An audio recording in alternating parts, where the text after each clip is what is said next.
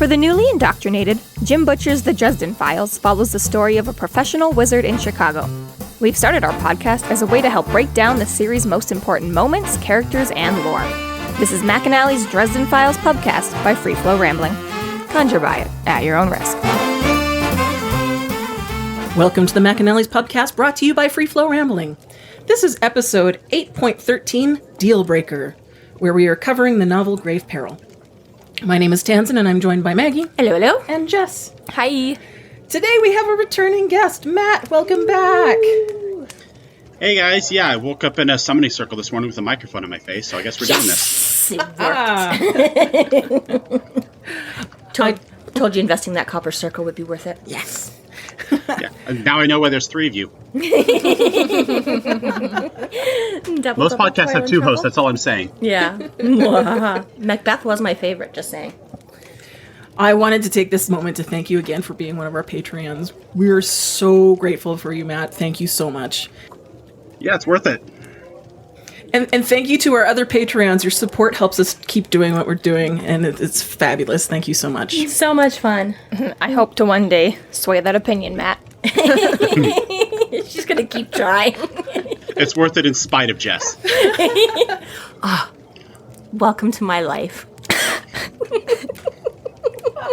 Have a new Patreon tier where I just specifically bully you relentlessly, and that's all you get out of it. Yeah, I get that at any tier. You mean that's not what that tier is already? But I want one where I just record the podcast as just relentlessly bullying them. That'll be a new podcast. I just bully the patrons. Oh, where you leave a paper trail. Well, you know. Is this going to be like what is it, Bianca Del Rio or whatever, where she's just her whole act is just like insulting. Insult clown? Yeah, exactly.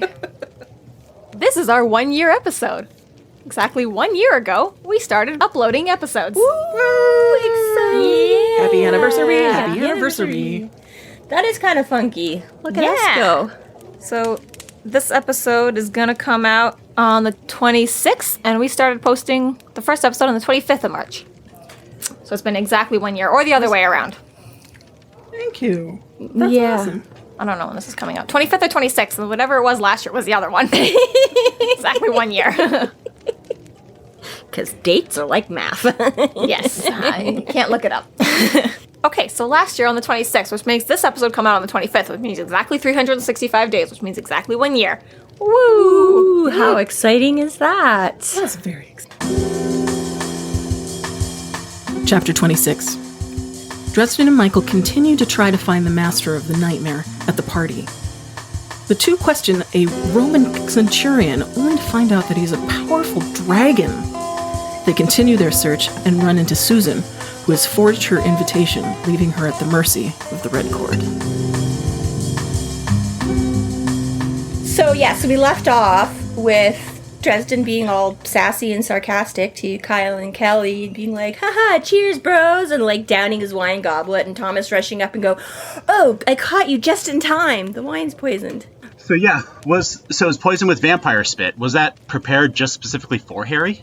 So I'm thinking not, because as this scene goes on, he's like, oh, they've done it to everybody. So my issue with this is just, ew. So I think we already talked about this a little bit when he tries to find Lydia and gets jumped by Kyle and Kelly, and Kelly's on top of him and like drooling all over him, and some of it like gets in his mouth, and right there I was kind of like, ew. Like, that's a thing. I don't lick my face and don't like spit into my mouth. Like, I understand the whole exchange of bodily fluids in, romantic adult settings, but it's just different. This is just gross. So I'm like, so what did this is not that. No, so what is the whole, okay, so can the vampires, milk themselves like you do, a venomous snake? Oh, God. That's what I was wondering, do they have people just sit in the back room just spitting into these wine glasses? Or exactly, why are they just sitting there, gobbing into all the wine things? I'm like, this And is it Bianca specifically, or does she have, minions whose job it is just to spit in wine glasses? Oh, I'm figuring she's got to spread this out. There's no way Bianca can poison enough wine for an entire party on her own. So I'm thinking, the minions, because they all have that. That's the whole thing about them is how they get you is these vampire spit, right? Obviously, Kelly's was narcotic. First of all, you don't know how much spit it takes to work. Maybe it's just like, like the whole like holy water thing, like one drop is enough to like, bless the whole thing. So she's just licking the rim of the glasses? Yeah, that would be good. That long bat-like tongue. Like, I imagine it is like just behind the fangs, is just like kind of like, a deposit, Well, yeah, that's like what a snake is like. Yeah. That's how you can milk venomous snakes, right? Yeah, You so, pop like, their you fangs just- into a thing, but this is what I'm wondering. But like, I feel like, Bianca doesn't really care if she has to kill like 5 or 6 baby vampires and be like, thank you, drain the fuck out of you. Oh, Good see, to no, go. I don't see it like that at all, because as far as I know, I'm sure some herpetologist out there could correct me otherwise.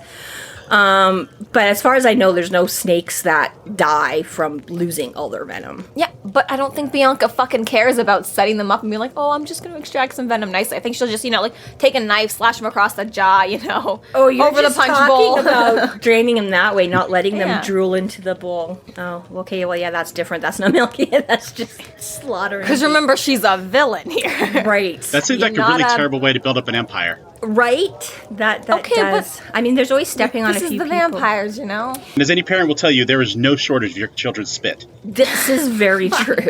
This is.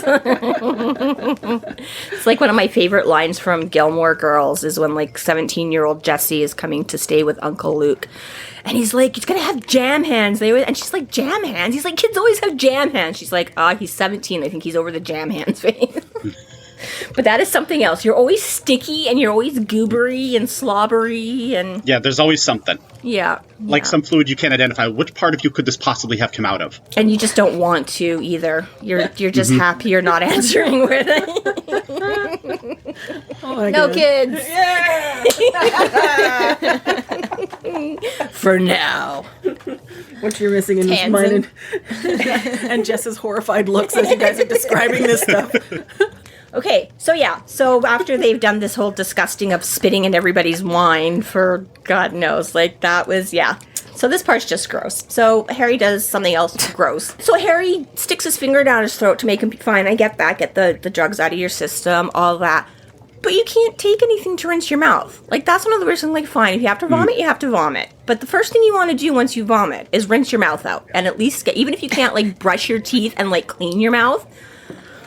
Harry forces himself to vomit and then turns around, grabs another glass of champagne, downs it. Gargle and swish, like, this is what I'm great. I'm like, he obviously can't do that. There's probably no, water glasses. And even if there was, you can't trust that anything else out there is not. So I'm like, that's even worse. I'm like, not only did you have to make yourself throw up, but you literally have nothing. Well, he needs to be fair, Harry's not here trying to make friends. I think smelling a little disgusting is probably going to be okay. Yeah, maybe from other people's, but come on. You don't want that in your own mouth. For Like, you Mom's don't. fantasy That's fair. brain, this is really ruining the vibes for her. Yeah, it's yucky. So Dresden theorizes the Red Court is trying to scare him away or keep him from finding out information. So he decides to try to that he's not going to leave the party because he needs to get information. So Harry's like a 16-year-old girl in this. I'm not going to go. Yeah, I'm totally going. I don't want to go. Well, now I'm here, but I'm going to leave right away. Well, now I can't leave because I know you want me to leave, so I'm totally staying. It's like, I don't know. Michael's like, what? So Harry assumes that, they've drugged just everything, probably food too, but at least all the wine to get, because they notice everybody else is already getting all blissed out. Well, considering what the vampires eat, they did drug the food. They did drug all the food. Yes, so I don't know if they drugged the guests' food as well. But, so he's like, so Michael's like, you said they couldn't do anything this overt and the whole laws of hospitality. And he's like, they don't want me dead, or because they couldn't just do that. So they're just trying to exactly prevent me from finding out or doing something. And they're like, and so who's it, Thomas? He's like, okay, but why would they invite you if they didn't want you to come? And Harry's like, well, typically, like I said, they had to invite me to have, protocol and everything like that, invite the White Council, and I'm the only one really of rank here. But much as Harry had said initially when Kyle and Kelly showed up, he's like, fuck you, I'm not coming, and they figured that would be it. So I do like that one line where he's like, so they invited you, but they didn't think you'd actually come. He's like, yeah, you stinker. It's like, This old world logic always makes me dizzy with the fairies too. It's like, okay, here's all the rules we have to abide by, but we're not going to actually abide by them. We'll abide by the letter of the law, and never the I always spirit. get confused.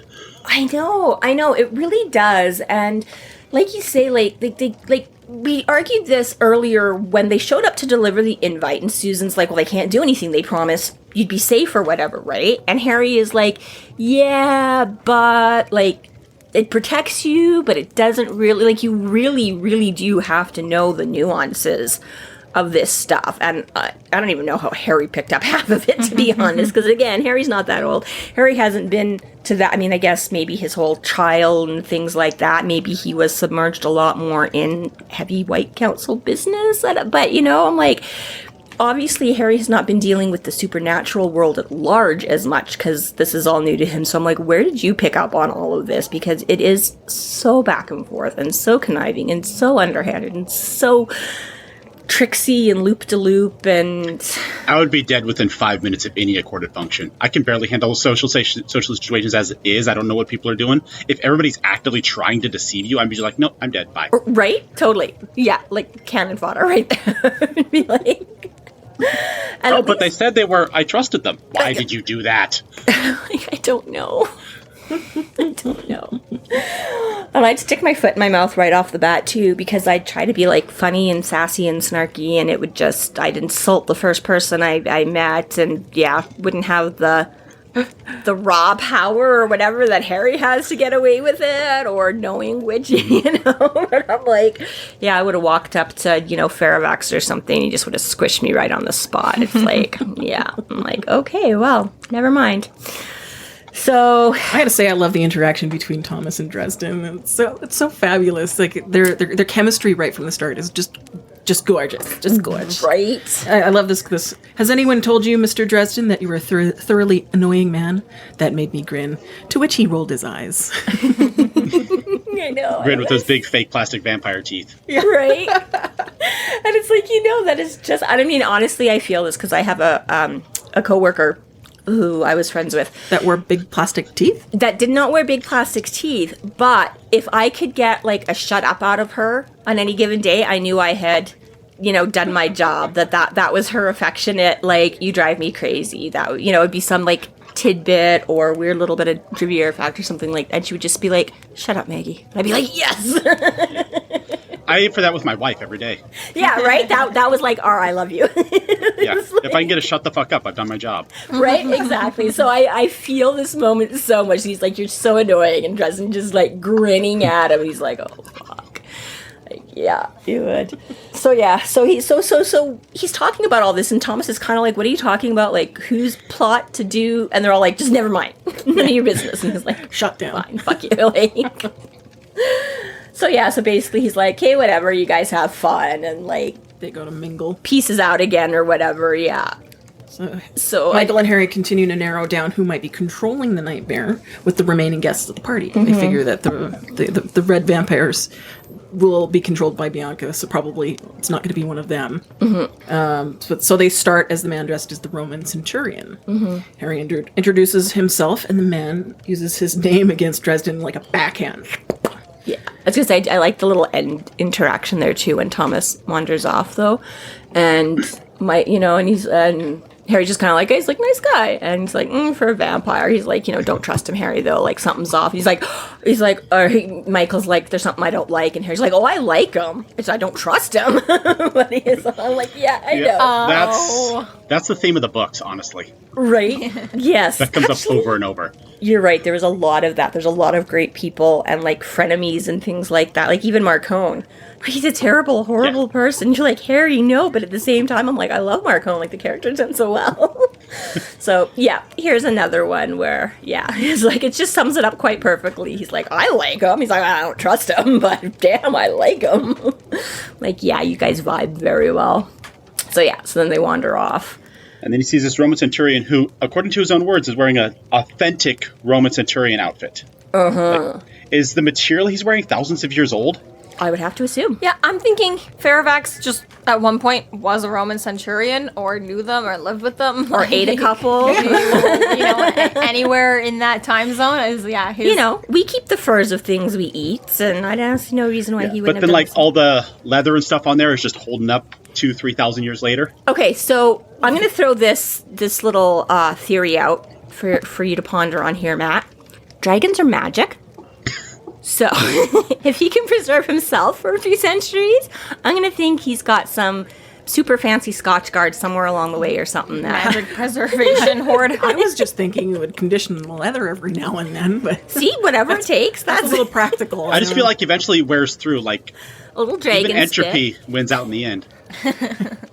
Yeah, I would say. Well, see, this is where I'd say if it wasn't simply taking care of it, I'm sure he's got a little stasis hope chest or something like that he can. Well, okay, what deteriorates leather? Is it oxygen? Existence. Is it nitrogen? Is it Friction. CO2? Friction from wearing it. Well, I'm sure he's not wearing it every single day. Running around in his little centurion skirt. I'm just like, maybe the Never Never doesn't have the same, oil breakdown going on as, I was just we going to have. say, they do mention him coming into this reality and things like that. So it is very possible that wherever he exists on the whole, yes, as you just said, may have very different effects, or as the case may be, non-effects on... Different reality? I don't Is know. Faravax just like time jumping whatever he wants to? He just picked it up yesterday. Or maybe he just put together like 100 of these things, and he just wears one every 10 years and throws it out. That'd be pretty fucking awesome. Well- like in those cartoons or whatever like that, when you see them open their closet, it's the same outfit like 45 times. I mean, dragons are known for hoarding. Exactly. Yeah. Most dragons sleep on a pile of gold. He sleeps on a pile of Roman Centurion outfits. Every time you see him, you notice the name tag has changed, but nothing else. Septimus, Octavian. Yeah. So then the other thing that Michael points out. So right off the bat, because when they exchange introductions and he says the name and Harry's like, oh crap. Ouch, that hurt. Yeah, he's like, he doesn't even have my whole name and just the part I gave him to introduce. He managed in that 1 second introduction to get it right. Yeah, And that's an Harry- incredibly huge display of power. Yeah, so, and this immediately ticks Harry off. Because why not? He's like, oh, you show off, you bully, and starts lipping him off right away. And then Michael's like, Harry, yeah, just a second. Blah, blah, blah. No, Harry, yeah, what? He's like, look at the cigarette. And Harry's like, what? And this is a nice, I do like this. This is a cute little nod where they talk about him blowing smoke with this cigarette the whole time. And then they suddenly realize the cigarette's not lit. Yeah. Like, oh, shit. And then Harry's like, oh, so he's Michael's like, yeah. This is a dragon, dude. Yeah. And he's like, oh. You might want to be. Yeah. And this is where we get, and he's like, dragon's big, huge, scaly claws. And the dragon's like, fuck you, you minuscule mortal. You know nothing. I can be whatever I want to be, whenever I want to be. So yeah, this is where he gets his little... Oh, I love that moment. Sorry, I'm gonna quote that. Don't tempt me to show you what I can do by speaking your name and making an effort mortal. Suffice it to say that you could not comprehend the kind of power I have at my command. That my true form here would shatter the pathetic gathering of monkey houses and crack the earth upon which I stand. If you gazed upon me with your wizard's sight, you would see something that would awe you, humble you, and quite probably destroy your reason. I'm the eldest of my kind and the strongest. Your life is a flickering candle to me, and your civilizations rise and fall like grass in the summer. Well, I said, I don't know about your true form, but the weight of your ego is sure pushing the crust of the earth towards its breaking point. Yeah. Just Thanks, sass. Harry. Sass. Yeah. Love it. Yeah. And he immediately what did you just say to me? Do you know who I am? Yeah. Wait to leave it to Dresden to ruin a villain speech. Yeah. So speaking about who he is, We are. Let's speak about who he is. Faravax. Okay, so we know that Jim Butcher likes to steal a lot from Dungeons and Existing? Dragons. Oh, okay. And so if you know about Dungeons and Dragons, you know that there's I've heard like of it. 2 different kinds of dragons you can have. I know at least 5. Chrome dragons or Oh, I see. Those were all the same. what is it? Matt, do you know what it is? It's chrome and Not off the top of my head, no. I'm trying to think. It's like it's colors and metals.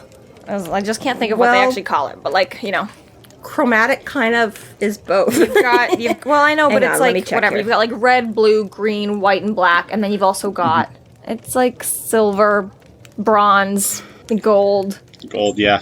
I don't remember what the other 2 are. Well, I'm sure one of them's iron. That's where you're going with this, right? So I'm going with iron is like fair iron, Fe, right? And Vax is like the whole like voice, right? So there's this whole theory or whatever like that, like Iron voice thing. Yeah, that's what I had. Yeah, and in Dungeons and Dragons, dragons are depicted as any of various species of large, intelligent, magical reptilian beasts, each typically defined by a combination of their demeanor and either the color of their scales or their elemental. okay. So there you go. So yeah, color or metal. So you have your red, green dragons, or you have like your bronze Gold, and iron, etc., and so the pharaoh is Latin for iron, and what I got was Vax isn't really anything but Vox does mean voice, right? So probably a bend on that. So good old iron voice or something along those lines. That's Or cool. voice of iron. Yeah. Voice of iron. Yeah. Oh, I like it. Yeah. Yeah. So we have Ciravax too, which is the other one. Because a moment later, so he just continues to piss him off because he's like, Mr. Drafton, he's like, Dresden. And that's when he gives his old little speech thing there. And he's all like, I'm not impressed, like, big deal, you're a bully, like, that don't impress me much. And he's like, well, let's see if we can't make him. And then throws quite down literally, that big spell on him, the gravity spell. yeah, quite literally, like, impresses him into the earth kind of thing. And Harry... Was it even a gravity spell? I feel like it was just force of will. Crushing, Force some of kind will, of crushing heavy spell. Because we do see that as a theme in later books where just sheer force of will holds people in place. Yes. Right. Tenzin hasn't got there yet. She's got her thinking face on, like, what? So don't worry, you've been there, you've just forgotten. But yes, that is a thing, as he comes up with stronger beings that, like the whole will and stuff like that is how he throws his magic around, but he uses the magic and he uses, the blasting rod and the staff and the ring and the things to help, project and focus. And so, beings that can do that without any of the fancy gadgetry that can just will you to whatever is, just another step on. This guy does it so easily, and so doesn't even just like knock him down. It's not even like he punched him in the face or something, but he just like flattens him to the ground, and Harry can't get up. Despite expecting it, Harry's just a beat behind and was ready but not ready for it. And so so this is when Michael steps in. He was like, he's like, nice trick. He's like, if Siriathrax should have learned that. So now this is a nice little nod. So I'm like, because when Susan is first asking about Michael, and Dresden's like, he saved her from a dragon, and she's like, really? And he's like, I don't know. But I do like how they just casually dropped that Michael killed a dragon, and we just never mentioned it again for like 10 more books. Yeah, exactly. You're like, did it happen? Did it really? Is that how we met? And then exactly. He mentions it here. And again, just as an aside, like he's pushing Pharaoh's buttons too, but in a different, more respectful, I don't know, just not as blatant or brash or whatever that Harry pissed him off. A bit more subtle, like, hey, I killed your brother one time. Yeah, which nice weather we're having. would be also a pretty big, but for whatever reason, Fairfax doesn't immediately squish him. Maybe that's just, again, the privilege of being Michael and one of the, avenging weapons of the Lord, or I was going to say angel, but Michael's not an angel, but... Pharaoh definitely backs off once he said that. Well, it distracts him at least enough for Harry to get a spell to... Yeah, it kind of shakes him, and so, like you say, we just get this very casual... So, again, is this the same dragon that he met, Jerry? Is this some other random? Are there more? Like, is this the only dragon? Because he's obviously more comfortable and more knowledgeable in the fact is, he's sort of pointing this out and nudging Harry in the right direction right away, right? And he's basically the one that clued in Harry here that this is a dragon, and but it's definitely an interesting little, and then he's like, his attention sharpens, but it's no longer on Dresden. Now it's on Michael. So he's like, oh, you're the one. He's like, I thought you'd be taller. I just always think of, I don't know if it obviously it extends from other places anytime I hear that, I'm always like Roadhouse with Patrick Swayze and Sam Elliott. It's like a terrible, horrible, like B, C, D list movie, but for some reason it just holds a dear little place. It's a cult classic, yeah. Yeah, cult classic, yeah, exactly, it is. And that's the big thing is the gist of it is Patrick Swayze is this famous bouncer, basically, and gets sent to this, like, terribly horrible, violent little bar place. But everyone's line is, they take one look and be like, I thought you'd be taller. But he doesn't have to be, because he's Patrick Swayze and can still kick your ass without being. But yeah. I see. But again, I suppose that's effective from a dragon, but we've already established that Michael is like over 6 feet tall. Like he's around 6'4"-ish or something like that, I think. So I'm like, I don't know how much taller he wants him to be, but I guess if you're a dragon, tall is never tall enough. Maybe he expected Harry to be taller too, I don't know. He was literally expecting a 2-story giant. Yeah, exactly, right. I feel like he's met a few of those. He's probably squashed a few of those too, and it's just funny because again, he's not in his full epic dragonness either. I'm like, he's just a dude in a Roman Centurion outfit. It's like, I thought you'd be taller. It's like, well, what are you, like 6 foot right now? Like, that seems to be enough to. It sounds like he loses his interest in that part where he's like, yeah, well, he wasn't really interested in Dresden, except that Dresden was being a snotty little uppity upstart. Sir Knight, I would advise you to be more humble in the face of your betters. He cast a disdainful glance at me, and you might want to consider a gag for this one until he can learn better manners. And then he disappears. Which is really not wrong for anybody in Harry's company. I think multiple of Harry's acquaintances have been told that he should have a gag. So, that's nothing new there. Manners do not maketh this man. Right.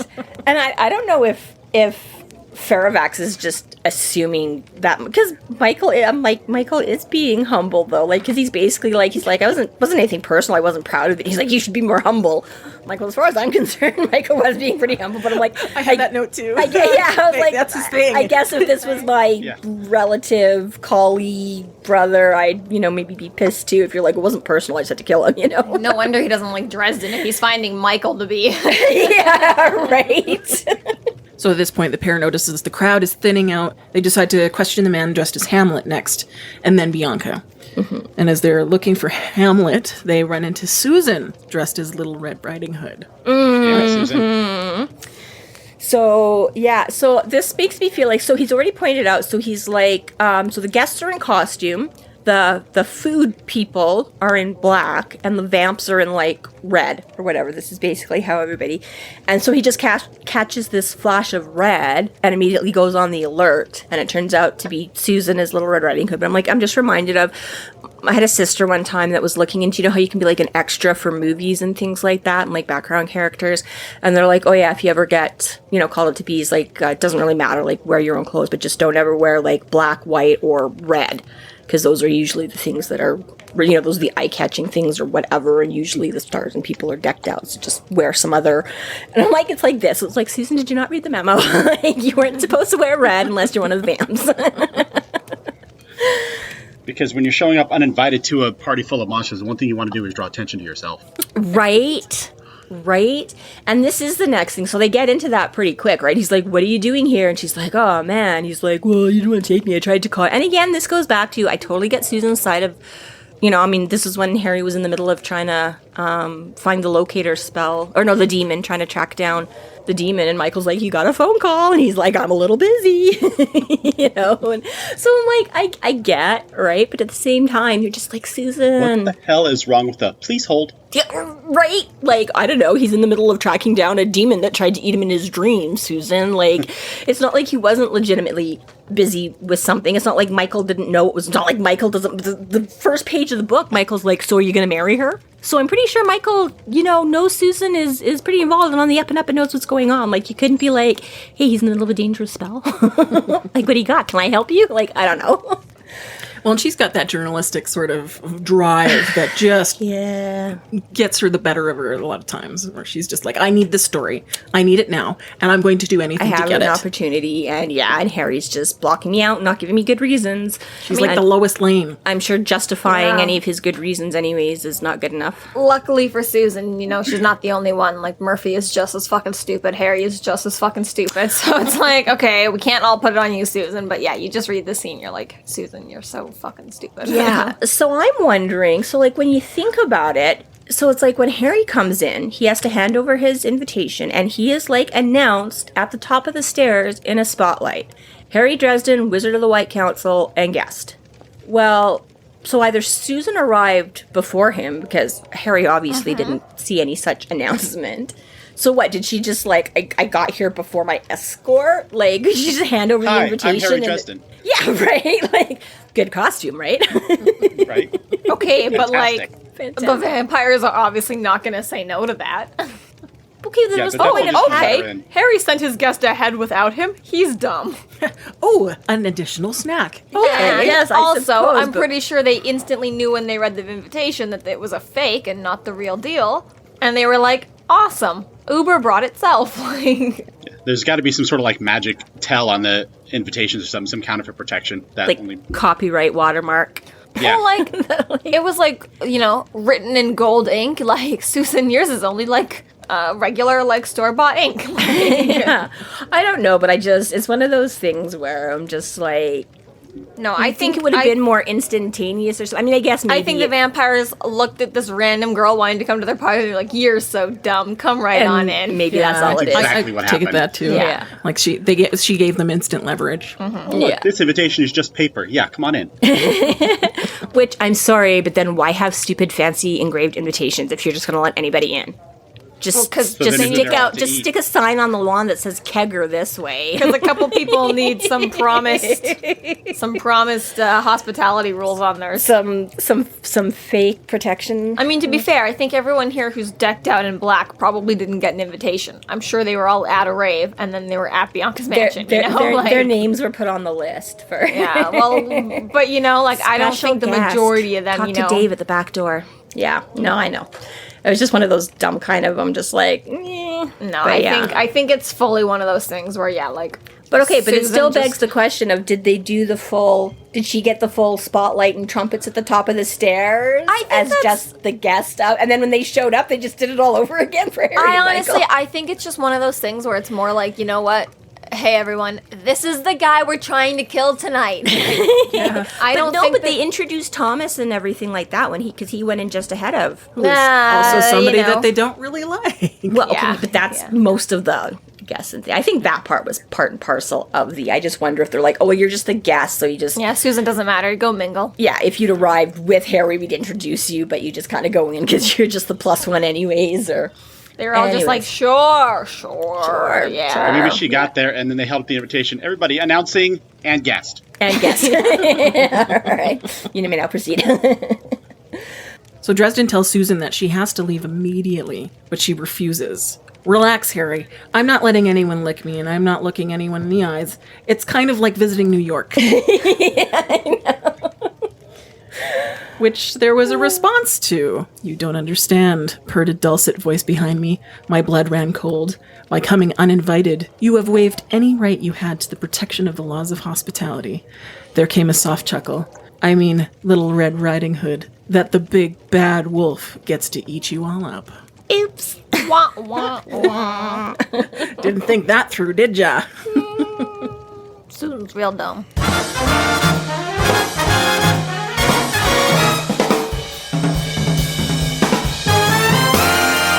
Thank you to our Patreon subscribers for your generous support. It's people like you who help us to do what we do. If you're not yet a Patreon subscriber, sign up today and get a fuck ton of bonus content, kick-ass merch, behind-the-scenes outtakes, and more. Sign up today at www.patreon.com/freeflowrambling.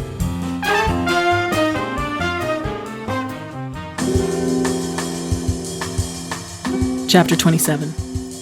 Leah makes her presence known at the party. Harry is greatly affected by her in his compromised state and begins to get weaker as the moments pass. Susan barters with Leah to purchase Dresden's debt and gives Leah a year worth of her memories. Leah takes her leave, and the group decide to leave as well, only to realize that Susan no longer remembers who Dresden is. So Leah's popped up to say hi. She likes to pop up at the most inconvenient or convenient moments. It's been so long, Leo. Where you been? Right. Yeah. Delivering a sword. Right. So was this the whole point of did Butcher already decide to send her in his Little Red Riding Hood, or did he backtrack because he wanted to use the line of the big bad wolf getting to eat her all up, or which came first? Is there any symbolism of her wearing a Little Red Riding Hoods? Is that intense? Probably, although Jessica doesn't like that he put her in glasses because Red Riding Hood didn't wear glasses. Yeah, that's weird. Maybe she was just imbuing a little of the grandma part of the narrative in there. I've just never in my life seen a Red Riding Hood costume that came with glasses. Does she wear glasses regularly? No, Susan doesn't have glasses. Yeah, no. They don't depict Susan ever as having glasses or anything like that. So it's just, I mean, I feel like I have seen it somewhere, but you're right. It's usually Granny has the little glasses, you know, all the better to see you with and blah, blah, blah. But I feel like I have occasionally seen Never. like costumes of Red depicted with. Never. It's the journalist part. That is, there you go. That's her Superman Lois Lane. Put the glasses on, then they'll definitely not recognize me. So, you know, if it was like something like, oh, Harry made these glasses to like see through like Fey illusion, like then I'd be like, okay, wear your glasses. But it, No. Well, then Harry would be wearing them. well, yeah, but Harry has he the like, sight, you know, though. he makes them for his friends. He can see through. The whole point of this is to give Susan a reason to have glasses, and there's no reason other than the fact that Jim Butcher doesn't know his costumes very well. Well, and there isn't a reason because the glasses don't actually play any part in it. Yeah, They're so just why even there. included them in the first place? Yeah. Just to let Just made is it it like sound like you're is like it the only like reason. like when you accidentally misspell a word in a letter and it's actually a code and this is a whole thing and we should really be paying attention to the only character in the entire series that has glasses, which is Butters, which means Is this the decision that was made in this book that changed the course of Susan just doesn't wear glasses in the other fucked the whole timeline. thing up by putting glasses on Little Red To Riding be Hood. fair, by coming to this party, Susan did fuck everything up. Actually, for a matter of fact, we all put it on Harry. Well, I But mean, if yes, Susan it's the hadn't come to this catalyst. party, Yeah. there would be no Dresden Files as So- we know it. So if So- he had just answered the phone well instead of trying to contact that demon. Okay, fair enough. But But like, then he also wouldn't have to be contacted the fair, demon. yeah, to be fair, at that moment he actually was in the middle of something. He could have easily called her back 20 minutes later. He should have done that, but Yeah, I don't know why he didn't just phone back when he was done summoning a demon. he's but a bad boyfriend. He's He's really bad at you it. know, at the same time, though, we all make the jokes nowadays, like, we would rather die than, like, answer our phones. So, It's like, like, Dresden was just, you know, a little ahead of his time there. He's still just though, like, dude. It's like, I meant to call you back, but I was busy battling a demon, so, and it took me 3 months. Although I like that it is confirmed though that like Susan broke into his apartment and like copied his letter and then left. And it's like, girl, you know where he lives. Just come back over and talk to him then. Like, Maybe that was when he was busy out chasing down Lydia or whatever. Wait, was that? No, I'm getting my timeline. No, that was it, basically. He summoned the demon, and then him and Michael came to the party, right? yeah, well, like, yeah, they were in the graveyard, then they went to the hospital, then they came home and summoned the demon. And that's when Lydia Then was trying all to day long, they call. waited for the party to start. She must have done it before. She must have gone and copied the invitation prior to that, and this was her last-ditch attempt to... Because there's no way she could have gone and had an invitation like that made, like, that fast between when she Maybe tried when to she phone stayed him over when and they he came. left her there sleeping. Yeah. And she just did it then. She might have just... Yeah, I think she lifted it sooner and yeah, came back and dropped it off on the coffee table or wherever. And then as a last-ditch attempt, tried to get a hold of Dresden and talk it out and be like, hey, just take me or whatever. And then she's like, fuck you, I already have the invitation, I'm going. But yeah. Nothing like a woman scorned anyway. Nothing like a woman scoring. Yeah, so, well, it's not much better with Leah here either. And he's like, wait, godmother, what big eyes you have. Are we straining the metaphor here or what? And she's like, I don't have time to be, you know, she's like, I don't have time to make metaphors, Harry. I'm too busy being one. So we get the little exposition here from Leah that because, basically the conversation we just had, because the invitation's fake. Somebody's not actually covered. Harry is the invited guest and was allowed to have one, and now there's two in relation to him, so somebody... Well, I'm sure Leah has a +1 that she's not using. Let's just have Susan be her +1. Right. I'm sure there'll be no harm to come out of that deal. Right, exactly, right? But no. Leah's just all, what's in it for me? Come on, Leah, be a bro. I know. She's only ever bro and you like don't... But really, Leah's like, Harry, you can be my +1. If you sit at my feet. Right. And this was something, too, I looked up with the Leonon sheet or whatever. Apparently that mostly translates to, like, fairy lover. So I know... I don't remember if that's here or not. I may be slightly... She's like a real Yeah, I know. character, She's though, like yeah. the Leonon sheet exists in other lore outside of... but I just hadn't realized before how often it translated basically to, like, fairy lover. So I knew she was sort of, like, fairy lover. I know she's been described as a muse before, and I don't know if that's in this book or she pops up as a later point of having. So, I mean, I kind of knew she had that whole muse thing of, like, inspiring artists and poets and things like that. But I think she mentions it in this chapter. Yeah. Like, just as an aside. is it here that we discovered It's that? definitely this book, if not this chapter. Yeah. That's probably why I was looking it up for this chapter, is if that's where it came up. But anyways, yeah, so Susan says she came prepared to protect herself, and Leah's like, and Harry starts feeling less and less good. So she's like, I don't know, she's reaching out for Susan or something. He goes to grab her wrist, and he starts feeling all wonky. Right, and right before that, like, she tries to get Susan to, he tries to, again, to get Susan to leave, and Susan's like, no, don't, like, I'm not a child, like, don't. Yeah, that's where she's like, I can protect are, myself. Yeah. Yeah. Yeah, in this world she is, definitely. Right. But Leah tries to reach for Susan, which Yeah. Yeah, Dresden, like, blocks it, because he's like, no, don't, hands off my lady. yeah, goes to touch her, and he's like, I don't And care, then- this is probably nothing good. Just knocks off a bunch of visions for him where he's, like, at her feet, and just Yes. suddenly really has the desire to submit to her. Yeah. And I mean, wouldn't we all? He's already gone on and on about her glamour and beauty, and supermodels wish they had it as good as Leah. And And it turns out, over the course of the book, she's like the 10th hottest woman she meets. Oh, Leah's gonna kill you. oh, yeah. I was worried about Murphy taking vengeance on me, but dude, don't piss off Leah. You know that's how Medusa came about? yeah, basically. Comparing goddesses.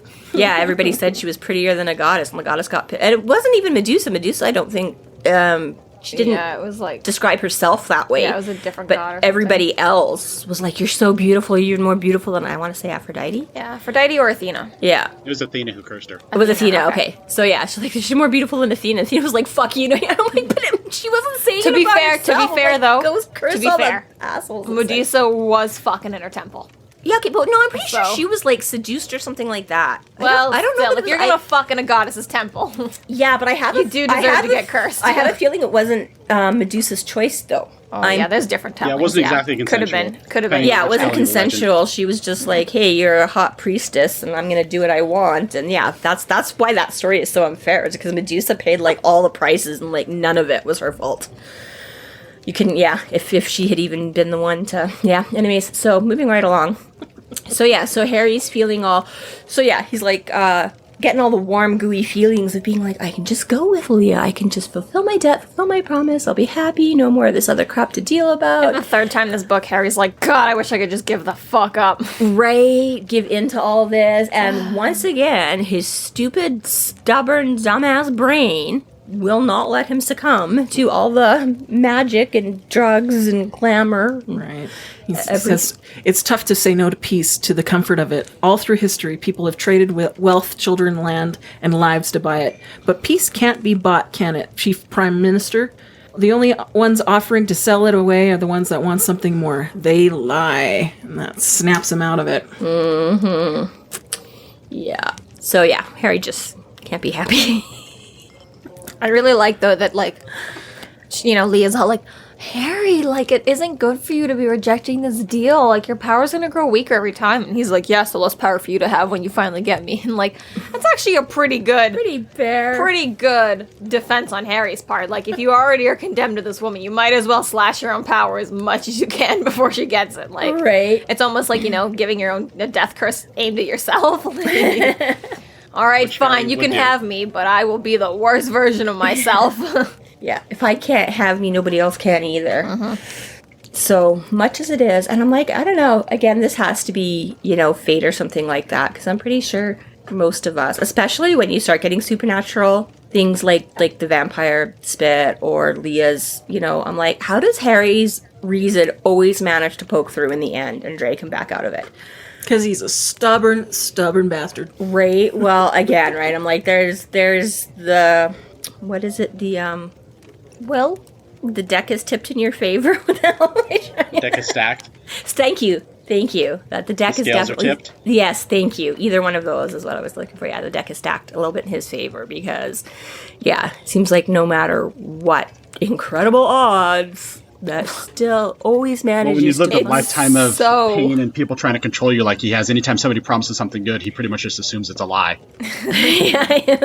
It pays to be the titular character as well. that too, right? Plot armor. Definitely. Although, to be fair, I mean, you know, there is changes. Yeah, so basically he suddenly starts feeling wonkier than just the effects of whatever vampire spit is still in his system. So basically he's not feeling so good. He's feeling weak, and he thinks Leah's pulled some trick or whatever on him because she's shown up to claim him again. And that's why. Because he's like, you shouldn't have any power or any sway over me in the mortal world. And she's like, I'm not doing this to you. Yeah, just being close to her is causing him to have this meltdown. Broken faith weakens you. They bind you tighter, lessen you every time you go against your given oath. She sounded concerned, genuinely compassionate. Godson, I beg you not to do of this to yourself, I said, struggling to be calm. Because if you do that, there will be less of you to eat, yes? Less power for you to take. It will be terrible waste, she assured me. No one wants that. Yeah, so that's when he tries to be like, we're under a truce here. He's like, you're not allowed to work. And she's like, I don't really want to eat you, though. Because he's like, that's basically, yeah, he's like, oh, if I just diminish my power, then there's less. And she's like, I don't want to eat you, though. Like, that's not what I want from you. So that just quickly, they have this conversation about, like, you know, I'm under protection, you can't hurt me, which just goes to further prove that, like, not only does the people who extend the invitation have to not harm you, but they have to make sure none of their guests also harm you, which means Harry can't harm anyone else because that's part of the deal he also makes. Mm-hmm. Is that not only can you not host and guests can't harm each other, but guests and guests can't harm each other either, right? Yeah. Like, everyone is responsible for everyone, you know? Yeah, the host putting this thing together assures everybody's safety from and everyone. Whatever from, yeah, exactly, not letting any shit go down in their own house. But of course, right? Harry can never be safe from himself. No. So Michael's like trying to support him because Harry's like literally like physically going down, like stumbling, and she's basically like, this is all you, because even Susan's getting in on it, like, what did you do to him? And she's like, he keeps breaking his promise, like, that's on him. And again, we've heard mention of this before. This is the first time we ever get to see like the actual consequences of that and the actual results of such a thing happening. And even Harry is like, what the hell? And it takes, you know, a minute for it to all like sink in that, because I believe this is now the third time, which is also, again, I don't know if it's come up a whole lot yet. She goes through it. Sorry, go ahead. Sorry, that magic number of 3. Yeah. So there was the first initial deal he made with Leah when he was a kid that happened off screen before we met Harry. Then she cornered him at the hospital scene with Agatha Hagglethorne, and he slipped out of it then. And then the third time is he, you know, kind of renewed that bond with her in the graveyard, like the night before or whenever that happened here. And now he's meeting up with her again. So whether it's just the general or whether that's third time being extra important or meaningful to the scenario, basically it's all that break your word and bad shit happens. And when you're a wizard, it's a little bit more literal than... Also annoying is that if everything is based off of, like, how you interpret the world, because, like, everyone's like, you know, Harry's shit is based off of what Harry believes about the world and how his magic works. And it's like, we all have this, like, you know, like, focus on, like, 3 being a magic number. Like, why can't we have a focus on it being, like, 1 million? So it's like you got, like, 1 million tries before shit started going wrong. Like, we should really have changed that a while back. Like, 3 is super easy number to get to. So maybe they just hadn't come up that far, you know? With numbers like, back then when magic was created, you couldn't count that high. Exactly. It's like we had, like, 10 fingers, no 10 one had ever counted farther than 3. It was, well, not that they hadn't counted ever, but that was a lot back then, you know? I'm like, if 3 of your 10 children survived, you were doing well. Jesus. You know? If you could hang on to 3 of your 4 limbs throughout a lifetime, you were... Because, I mean, really, that's I'm losing a limb, and isn't that the earliest mark of civilization was, like, a mended bone? Yeah. Because it meant that they didn't just abandon them Healed and move on. femur? Yeah. It's like somebody actually fixed the bone and helped protect the weak and dying, and that was, like, the birth of civilization. I don't know. I don't know why 3 is...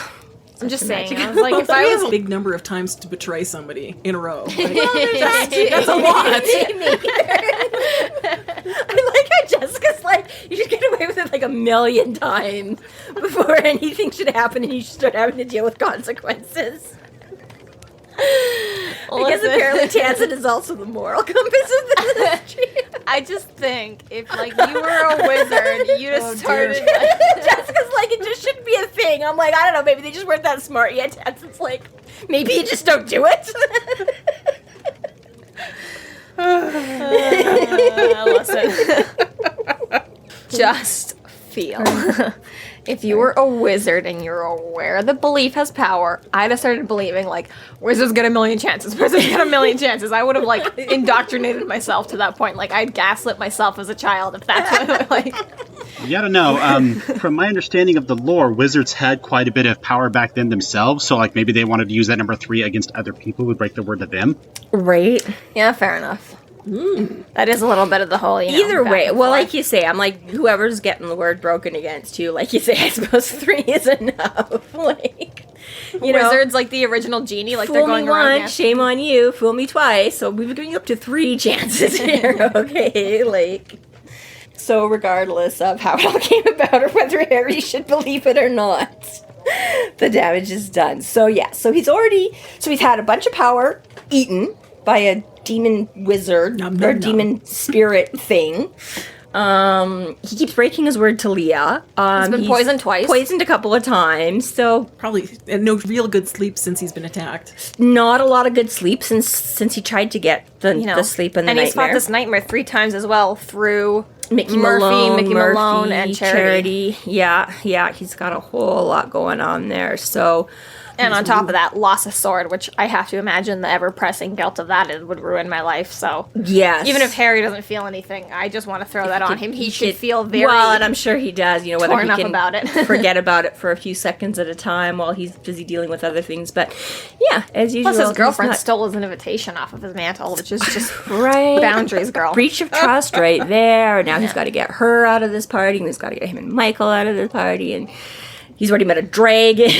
Yeah, it's just not. He doesn't have a lot of gas in the tank to deal with this and figure out what's going on and do anything to stop it himself. And to be fair, a lot of times, before this and going ahead in the future, a lot of the times when he's been, like, out of gas, it's because he's been throwing around his own spells. This is, actively, people have taken his literal powers from him, which is a whole different ballgame, because it's one thing when you're the one who's getting rid of your powers on your own. This one is, well, not to say that, the whole Leah shit isn't his own fault as well, but... Yeah, but yes. To be fair, this is a little bit more of just, hacking off his limbs rather than... Right.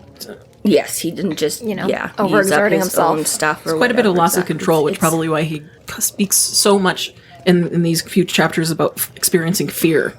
That's one of the reoccurring things that I've noticed, and that he talks very clearly about being afraid. Being afraid, but also, as many times that we have Harry come down to this whole, should I give up? Is this too hard? What do I do? I find, through Grave Peril, I find that he just has this conversation a little bit more. I find in other books, he kind of only has, that one crisis of faith, And then he's like, okay, rally the troops, get better. But this one, on top of that constant fear, it's also constant doubt of himself, because it comes up so much in this book when he's like, fuck, just give up. Fuck, just give up. Well, Fuck, and just give I up. think And it's bro. I think because, again, this is more the culmination of things coming at him.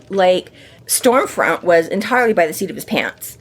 He stumbled across, that whole... He almost Victor didn't know how scary it was. Yeah, that whole Victor Sells things was kind of a whole, because he had no idea. None of us, supposedly knew in the beginning of that. Everything was connected, right? He started on what he thought was point A and ended up at, point D and didn't realize that they were all, linear to each other at the time or whatever. He thought he had all these separate... And so basically that was kind of a fluke, and that nobody was really coming after him until he started sticking his nose in. And it was a lot the same kind of for Full Moon, that he was brought in and one thing led to another, and he pissed off the street. Well, I mean, the FBI sort of purposely sent him there, but, he stuck his foot in and got them mad and coming after him, and that was the whole, whereas this one is now, I mean, he even says it, he said when he goes to the hospital, that the doctor's like, oh, Dresden. He's like, yeah, I'm not really famous, I'm more infamous. So I think this is the thing where now things are more specifically gunning for him, and rather him just sort of muddling along or stopping and coming, now they're more actively coming after him, and he's becoming more like Bianca and things like that, more known on the scene, that okay, you kind of were nobody fumbling around before, but now you keep showing up in places that we don't want, and you're being more of a nuisance and a hindrance than... So I think that's part of why he's a lot more afraid. Because, again, something specifically... I mean, it was part of, they went after Krabos. To be fair, it's one thing to be intercepting and stealing mail versus actually getting the invitation and being involved, and you're like, whoa. Yeah, exactly right. And I mean, so it starts, again, a little bit, I would say, off screen that way, that, he went after Krabos, and now Krabos is like, hey, well, I'm coming to take vengeance on you or whatever, but, things are happening in a more active state with Bianca's stuff coming back at him and Leah and all that kind of stuff, that, I think less of a passive role in his life, I career. know we say it a happiness. lot, but it's funny. It's always like, Harry, it's gonna get so much worse. Pull yourself together. Like, You know. How well does that work for any of us in our real life? you know. Leah begins to bargain with Susan to buy out his contract. Or at Yeah. least Susan tries to, like, what can I do? Yeah, Susan's like, what are you doing to him? Stop. And like, how do we stop it? So yeah. So Leah suggests first her eyes, then her name, capital Yeah. N, So and then her love. I know that part. So I just like to point out here too that yeah, she says you want to buy his debt, and she's like, I don't think you can afford it, but maybe we can do a surcease. So she's like just a temporary. So that's not even. She isn't even bartering for the whole thing to get him out of it. But again, it's just a temporary reprieve in the moment, right? So that's what they're buying. And I love that she's like, how about your love? She's like, you want me to love you? Like, that's not how it works. And Leah's like, oh my god. And it's I want you to love me. What exactly did Leia want with her eyes? Oh, God only knows. Because they were so pretty. They were just pretty things. little bobbles. Put them in a box? Probably gift them to somebody else. Send him to Harry in a couple of weeks. Send them to Harry. This This is really, though, like a very masterful scene. Like, as much as you walk into this knowing, like, yeah, the seed make deals, and, like, don't make a bargain with a fairy, and, like, she's evil. Like, the way she turns us around, though, so quickly is, like, you don't, it, like, even as the reader, it's like, it doesn't feel like an attack. It doesn't feel like, it just seems like, you know, almost very casual conversation. Like, oh, you want to help him? Like, okay, like, what are you willing to do to help him? It's like, she's just That's so, how like, insidious on it, they you know? are. But even Yeah. like Michael in the background is like, Susan, like, you don't make deals with fairies, and like even he's not as He's not clapping a hand over insistent. Susan's He's not- mouth and yeah, dragging like- her away. Like he still seemed himself to be more passive than normal. And even earlier on don't when know. Harry's like, Free will. Susan, get her out of here. And he's like, okay, let's go. And then Susan's like, Harry also needs help. He's like, oh yeah, he does need help. I'm like, what the fuck, Michael? Like, make a choice? Like, I don't know. There seems to be a minute here where even Michael just steps back for a moment. And I don't know if it's like, you know, not having the sword makes him a little bit like, Maybe Yeah, he it's does more look cautious, too, right? where But he's yeah, like- vulnerability. Let's go, or I can handle this. No, okay, you're yeah, right. like I don't know, can like it handle just this, like not to, you know, I don't ever want to insult Michael, but just like this chapter stands out all on its own compared to his what we've seen earlier in this book and what we're going to see in future books. It's just like I don't know, for some reason Michael just maybe because there's so many other presents here, like Jim Butcher didn't have time to focus on him as much, you know, he's jumping back and forth between Leah and Harry and Susan and Bianca and all this other Hamlet shit, and right? Peril But and- it's like, yeah, but like just for this one moment here, it seems like Michael really just kind of withered down to nothing for a minute before the character comes back full force again next chapter, and you're like, like, were you good plot there, man? device? We need you to just back up one second, Michael. Michael We didn't can't- have anything to drink, but for a moment here, it seems like he did. Well, and I mean, I can, like I say, with the Susan and Harry thing, right? He's like, oh, yeah, protect the women and children, you know, get her out of here. And then she's like, but Harry needs help, too. Like, they're gunning for him. And he's like, oh, shit, yeah, Harry, like, I came here for Harry's protection, too. And, I mean, I think that's a bit of a valid, because they're both different yet equally compelling, you know, and that's it, is that part of why Michael came as backup was on the chance of, like, they don't know about, you know, getting the sword back right away or whatever, but Harry's like, basically, come and help me, we might find a way to get it back eventually, blah, blah, blah, if we can But again, solve one this of other those shit things- that's going on, right? Think about, like, you know, fucking, like, the Harry Potter movie, 7 or 8th one, when they break into the ministry, and they all take the polyjuice potion, right? They chose 3 random employees, and then went in, and just so happened to be, like, other people approached them and started giving them, like, their real jobs, and they had to, like, break up to go do their real jobs, you know, to keep the thing, right? It's like, you don't know when you walk in there what's going to be thrown at you. You know, you've got to roll with the punches. So, you know, Michael coming across Susan should have been like, alley-oop, and walked out the door with her, you know? Like, sorry, Harry, but I came to help you. This is a way I can help you. Getting Susan the fuck out of here, you know? Like, I just feel like there's other moments where it's like, yeah, like, that's, like, you know, the whole, like, you know, God provides. Like, God had you come to this party so you could pick up Susan and walk out the door with her. Like, you know, like... But apparently not, because that's not directly what Well, he did. that's not what he did, so clearly not, yeah. But, you know, and same thing, like, yeah, he's warned. And I mean, with Leah, again, yeah, because he tells her, he's like, don't do the thing. And she's like, yeah, I know, don't. You know, because he's like, don't give her your name. And she's like, I know that. But I mean, again, this could be the whole free will. Like, Susan keeps saying, I'm a big girl, I can make my own decisions. Michael may feel, you know, sort of his hands are tied there, that, you know, it's not even like she doesn't know. She keeps saying very explicitly, I know, I'm aware, this is, don't she make is my not choices. consenting. So that may very well have, again, a much bigger impact on what Michael can or cannot do. He can't just clap his hand over his mouth and drag her off into the, she, again, might be, for good or bad. I mean, I kudos for wanting to stand up and protect Harry and do what you can. But again, right, like not fully understanding what you're getting into. I don't like the part though where Susan's like, I don't have a lot of money. It's like, don't embarrass me saying, like, who just says that? I don't have a lot of money. It's like, do you want to save your boyfriend or not? Like, Well, I think Leah's got a pretty good thing. She's like, what do I give a shit about money I for? know. Like, what is that? it's just Like, funny that's- though. It's like Susan's like, like, I'll do anything to can not you- money. I don't have money. Like, put together Well, a she doesn't think she does. I mean, GoFundMe. she's willing to offer what she has. She I just, know, but- basically, I think she's saying, I don't think it'll be enough if you're talking about buying, Still just seems funny. It's But like, yeah, girl. but yeah, it doesn't matter because Leah's like, that doesn't mean shit to me anyways. So So Susan eventually agrees to 1 year of her memories being lost to Leah. and I'm sure we were all screaming at our books at this point. I know I was. Leah takes it with a kiss on her forehead because that's her thing. Yeah, she gets pissed off at Michael calling her a fairy. He's like, she's a fairy.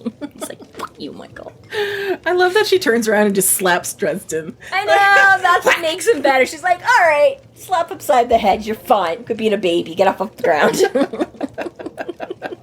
And it works. I know, and he's like, boom, he like knocks, I guess he was probably standing up or something because she knocks him down. I don't know, whatever she does. The episode started with Harry touching Leia to get in between her and Susan, so maybe Leia had to touch him again to turn it off. Oh, point. maybe. And just chose to do it that way because why not? Because she can. Yeah. I like that even like big, strong Michael, who's not holding a sword, still struggles to keep Harry standing. Like, Yeah. Well, again, he's still like 5. I know, but it's still, it's like, come on, Michael. Although that whole dead weight thing. I know he managed Charity just fine. Yeah, right. What? A pregnant Charity he carried just fine. Yeah, I don't know. he cared But- more about but- carrying Charity though. But Charity wasn't necessarily dead weight. Well, he cared more, and Charity wasn't necessarily dead weight. I mean, she was And he's probably Charity not helping going to his fall baby onto him much. either. Huh? Yeah. Yeah. She wasn't just suddenly going limp in his. Yeah. Still, I though. don't know. Harry's just a pain. Like, just Dramatic. little doesn't make bitch. anything easy on anybody, even when his friends are trying to like hold him up. They're just like, So Michael tries to take an opportunity to make a deal with Leah. Well, she's yeah. still She's there. like, For "Oh, Amaragius. maybe if you had the She's like, sword. "No, He's like, sorry, done. can't do it. Yeah, and then Leah makes a big boo-boo. Because he's like, yeah, me for the sword, done. And she's like, no, because as soon as you get it back, I'm sure you'll find a way to break it. Which is, like, fair and stuff like that. But I'm like, again, it just seems a little bit more like, well, don't give him any ideas just in case he did. She's like, oh, you could break that in a second. It's like, well, he might not have known that, but he does now. I'm actually curious as to how that would work, too, because, like, Harry couldn't use a sword to break his pack, but, like, Michael could somehow. Well, and that's, yeah, I have to admit, I wondered a bit about that, too. Because I'm like, if Michael's giving his word, that's like an even, like, okay, Harry's just... an everyday schmuck who apparently isn't afraid to occasionally lie, cheat, and steal. The ends justify the means, but that is not Michael. And I've wondered on that too, when she's like, oh, you'd find it easy enough to break that once you had the sword. And I'm like, how though? If he gives his word to you but I don't know. Like, maybe if he gets called to some higher purpose that doesn't involve being bound to the fairy, but I feel like in that case, the sword would just pass to a new owner. Right? Like, your job is done. Direct divine intervention where like, an angel comes down directly and smites Leah. Yeah, I don't know how that would have worked either, but whatever. Apparently they're just going to let that ride. But then Leah makes an almost fatal mistake here. And she's like, well, you have others whose lives you hold that you can bargain with. She's like, you have kids, right? How about your oldest daughter? And Michael... Does not like that. Nearly breaks the laws of hospitality. Almost, right? Didn't I snarl. think Leia was didn't probably roar. trying to make happen. Probably. Well, this is the thing about Leah. It always comes down to a win-win-win situation for her. Same thing like I think we were saying in the graveyard when she got right. She either got Harry to come with her, win, or she gets Harry to screw up some way, win, or she ended up with the sword. So that was right. Same thing here. She's like, well, either she keeps the sword, win. She already wanted that and has a use for it, or she gets one of Michael's kids, which is a win situation for her, or she like what I mean? Like it's. Or she gets him to break the laws of hospitality, and they start a whole, that's, again, that whole fairy things are just bad, and why it's so, because there is almost never a good deal for you to make out of it, no matter what you think you're getting. She's always like 10 steps ahead of you with whatever she's going to get out of the deal. Right. And Michael almost knew better because he's like, don't make a deal, don't make a deal. And then what does he do? He tries to make a deal. Yeah, well, again, because that was himself. Surprise, right? surprise. To be fair, he was fully okay to, he knew what he was giving up then, and that was fully himself, so. Yeah, and that part was, he wasn't making deals for like power for himself or anything like that. He was literally handing over. Normally deals are, like, Yeah. giving up a part of yourself or something else, but to give up your entire self, okay, fine. You know what that entails. Well, yeah, right. That's the whole martyrdom sort of, he's like, I don't care. You can kill me, you can take me, you can torture me for the rest of your life as long as, the sword is safe and, like you say, somebody else will take my place that way. But yeah, no. So, so it's just about gets real dangerous real fast. He's like, you don't mess with kids. You do not mess with my family. He's like, I will set such things in motion against you as will destroy you for all time. And Leah's like, ooh. So Good threat. It is a good threat. But again, Leah's like, haha, vengeance is mine, saith the Lord. And she just kind of poofs out of. Yeah, she just shimmers away. She shimmers away. And disappears into the darkness. But she doesn't push it either, right? She's like, she knows she's not going to get anywhere, so she doesn't. Yeah. So, I think it did actually have an effect on, she's good at covering it up and just blowing it off and moving on, but I feel that, if there wasn't some truth to that, some power behind that, she might have tried to, further bargain or whatever. Tried harder, yeah. Yeah, tried harder, but I think she's like, okay, yeah, no, we'll just leave that. And But fairies are nothing if not patient. Right. But not this time, but maybe next time. So then anyway, so she wanders off to go talk to Thomas and stuff like that. They're like, okay, I think we should get the fuck out of here because none of this is going well and we might as well just cut our losses. And Susan, they're like, come on, Susan, we'll get you out of here. She's like, sure, no problem. Who are you? Well, at least she didn't let the fairy lick her. This is true. True. There was enough spit going around this. Yeah, she did not. She did not give her whole name. She did not look her in the eye. She did not let her lick her. However, List complete. Crisis averted. check. Yeah. The letter of the law again. This concludes our episode 8.13 Deal Breaker. Thank you for listening. And thank you to our guest, Matt. Thank you so much. Yay. Thank you for having me. Always a pleasure. You can find us online at freeflowrambling.com and McAnallys.ca. There we have links to our other podcasts, social media, and other fun tidbits. Please subscribe if you like what you're hearing, and please consider supporting us through Patreon to keep the magic alive and to see more content. We are Free Flow Rambling. Conjure by it at your own risk.